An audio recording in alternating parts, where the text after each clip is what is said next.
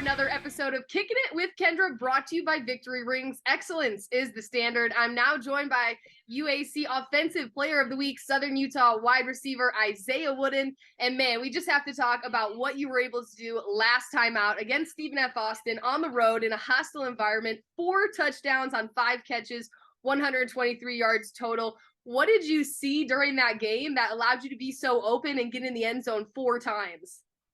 I just seen everything that I wanted from practice. We watched a lot of film on them. We obviously know that they're a good team. We played against them last year, and they beat us by 3. So going into the game, it was pretty personal. But I knew that they had a lot of good people on the back end as far as DBs, safeties, and all. And just practice all week. We were just harping on making sure that we have, our plays, our shot plays, making sure that we connect on them. We connect on them, and every time I went there on the field and I seen everything that I wanted, I'm like, I just got to run. That's it. And my boy, Justin Miller, just threw it out to where it needed to be, and we were making plays. Some of those touchdowns I was looking at, you were double coverage and you were on double coverage and you were able to, find a way to be able to bring the ball in. How do you manage those situations when 2 guys are teaming up to try and, stop you from making those big time plays? Well, Kendra, I think it stems from just obviously from last year being a great player that people wanted to game plan against, and coming into this year, I kind of figured that a lot of teams that we played against were going to be able to they're going to do that, and I've been seeing it all season. So it just came to the point where it's like they're going to W you, they're going to W you. You still got to come up with the ball. You still have to make the play. So I pride myself with that, coming up with the ball regardless of the situation. So. In that number of touchdowns, tied a school record for number of touchdowns in a single game. Did you know that when you were going into the match? And what were kind of the emotions when you found out? I didn't even know it until I think it was like after the game. I was talking to my quarterback and he's like, "Hey bro, you like tied the record." And I didn't even know that. And I'm sitting here like I'm just happy we won the game at this point. I'm like, I'm just happy. I it's a great accomplishment. But me, I'm just a team player. But it was very nice because I mean in my life I've never really done anything like that. So to be a part of history, that's something special, and I'll never forget that.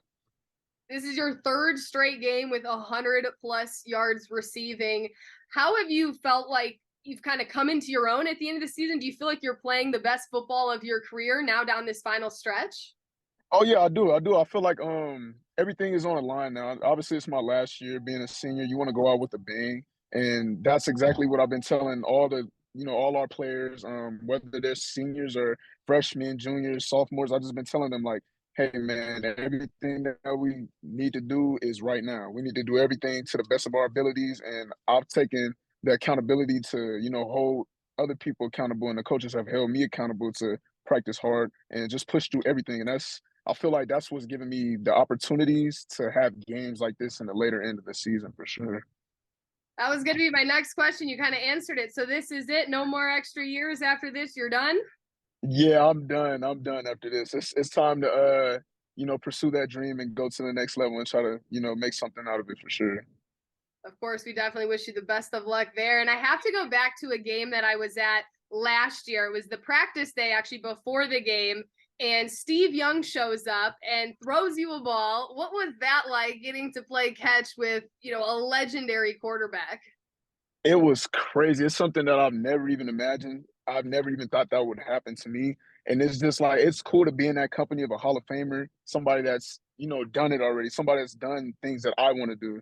And it was just like it was cool just being able to catch a ball from him. And the whole time, it's funny. I don't tell too many people this, but it's like I was just like, catch the ball, don't drop it, don't bobble it, don't do anything. Like just catch it clean and run. And once I caught it and it stuck, I was like, yes, we're good. So Can't yeah. drop the ball in front of Steve Young. Can't. That's embarrassing. Well, just Yeah. looking at this season that Southern Utah has had as a whole, 5-5, 3-2 in the UAC, and I want to start with that first game actually of the regular season. You go to Arizona State, Power 5 opponent, hostile environment. You guys go toe to toe with them. You have a 52-yard play that was massive during the game. How cool was that for you to be able to go in that environment and then show up the way that you guys did? It was nice. I mean, we already knew that they're going to be a team that's, high up on the scale of everything. They're Power Five. We already knew that. But we came into the game with, hey, they put on their stuff the same we put our stuff on. So why not go out there and, execute what we've been doing this whole time during fall camp, spring ball, and everything like that. And the environment was amazing.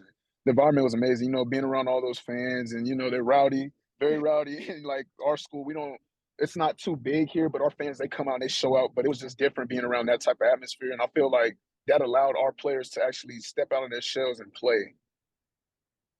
When you look at, the rest of the year and what you guys are trying to accomplish, you have one more game. It's the Battle for the Axe, Utah Tech crosstown rivalry. I know that's a huge one, always circled on your guys' calendar. What's the message in the locker room as you prepare for this last regular season game?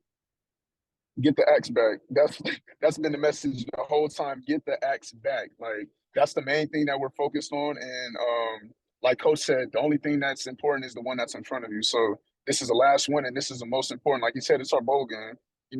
Unfortunately, we didn't really have the season that we wanted to try to go to the playoffs and do those type of things. But I mean, we still have one more, and we still have a chance to be, 6-5. Like he said, this would be the first time in a long time that our school actually would have a winning season. So that's what we're going to try to do, and definitely get back the action from the team down south.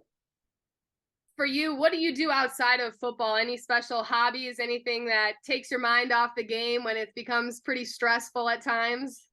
Yeah, I like to play video games. I love it. And I would be in the house right now, but unfortunately I'm out handling some business and stuff on my off day. But it's okay though. I enjoy days like this. But yeah, I love playing the game.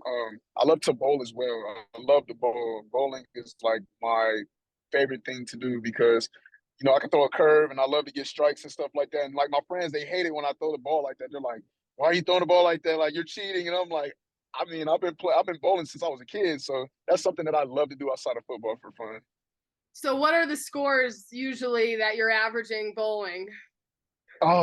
See, I haven't hit 200 yet, but my highest score was I think it was 198. So I almost hit 200, but usually I bowl about a 180 to 170. That's about my average most of the time. And for video games, are you playing Madden? Is there a specific team you like to play with? Yes, yes, Madden for sure. I love Madden. It's Madden and Call of Duty. Those are like the top two. And then I'll add Fortnite on there because they brought back the OG map. Everybody knows about that, so we're all on that right now. But definitely, I love playing Madden. I play with Tampa Bay Buccaneers. That's my team. Baker Mayfield and them guys like that. I love playing with them and also seeing them on Sundays play. And it's just like being a part of that game and playing that game. It makes you just feel like you're there. And obviously, as a kid, that's always been my dream to go to the next level. So it's cool playing with those guys, and hopefully I could, have a chance to play with myself in the game one day. Yeah, lastly, kind of looking at that next step, what's the plan? I know it's going to be go time for more training and continuing to Mm-hmm. get better, but what's kind of your, calendar timeline you have for things that you want to happen? So, yeah, our last game will be this Saturday. So obviously after this Saturday, finish up my classes. I'm taking the rest of my classes so I could officially get my degree. And then after that, yeah, I just get an agent and go forth with that. Find the best place to train. Obviously, hone in on that, focus on that, and then hopefully get invited to a Senior Bowl or whatever game that's out there right now. So I have my fingers crossed right now that I could get something like that. But definitely, training is going to be a key part, especially coming from a smaller school. I have to run pretty fast. I have to do things kind of perfect, to get that opportunity, and I'm ready for that. So Do you look at a player like Xavier Gipson, who played in the league, undrafted free agent, goes to the Jets, makes the team, and then, of course, has that incredible game-winning touchdown? yeah, definitely. And Zay, that's my guy. I literally just talked to him a couple days ago too. He's like, man, like, why did you have to do my team like that, bro? Like, calm down. Like, that's my guy, and I love talking to him too because he gives me the realness of the league. He gives me the realness of exactly what I have to accomplish, to get there, and he lets me know just to keep going. He always encourages me to keep going, and he's a great person for sure and a great football player. Well, we're certainly excited to see where your next step is. We know you're capable of playing at the next level. Southern Utah will take on Utah Tech in St. George, November 18th. It's a 5 p.m. Mountain Time kickoff on ESPN Plus. Isaiah Wooden, that is our Offensive Player of the Week for the UAC from Southern Utah football, joining us. Thank you so much for your time. Thank you so much. Appreciate it.